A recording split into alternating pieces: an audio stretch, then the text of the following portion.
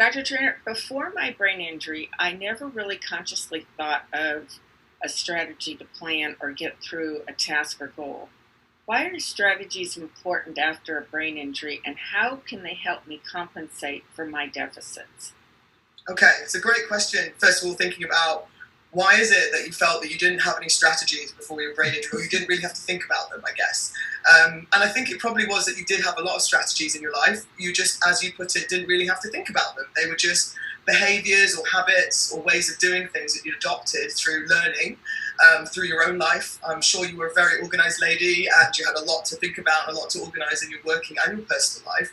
And you would have used loads of strategies within that. I bet you had a diary, I bet you used lists, I bet you used reminders, but you just didn't really have to think about the process of doing them. They were just kind of automatic behaviors in your life.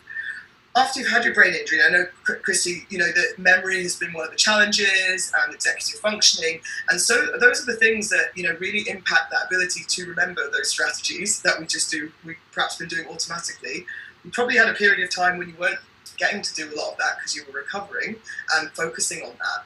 And after a brain injury, just because the brain is having to reroute how it does things, and unfortunately, because we don't have a lot of spare capacity in the system, the rerouting is not done in the most efficient way. So everything you're doing afterwards is taking up a bit more processing power, it's taking a little bit longer to get there, it's more challenging, it's not the most efficient way of your brain doing it. So it takes up more energy. So the way I kind of like to think of it is, do anything in your life that you can do that takes away that need for extra processing. If there is a strategy that you can use that reduces what we like to call the cognitive load, so anything that just becomes, okay, that's something I don't have to deal with. I have examples of this in my life. I use my diary. I am so religious with how I keep my diary, so meticulous with it, because I know that if it's in there, I don't have to think about it. So, Google Cal does my frontal lobes. And if it's not in there, I'm lost. I'm like, what do you mean it's not in the diary? What's happening? I remember before I became a neuropsychologist, I used to keep a paper diary as a psychologist. And I remember once in my clinical training, I lost it. I don't know where it went. I mean, fortunately, it was all anonymized, and it was early on in my career, so it wasn't loads in there. If that happened to me now, I would be totally lost, which is why I switched onto a digital calendar. I was like, this cannot happen in my life again.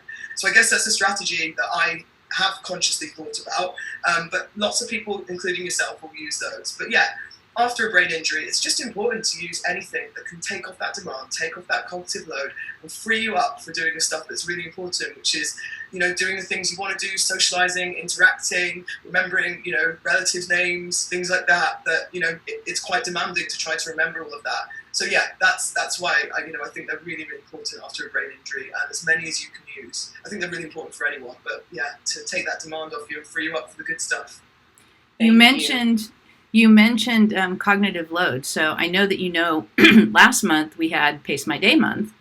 We're currently on Strategize My Life month. So it's very interesting that you mentioned that, because it's really showing us the relationship between strategies and cognitive load and energy and the management that's required and how they overlap. So that was great. Thank you.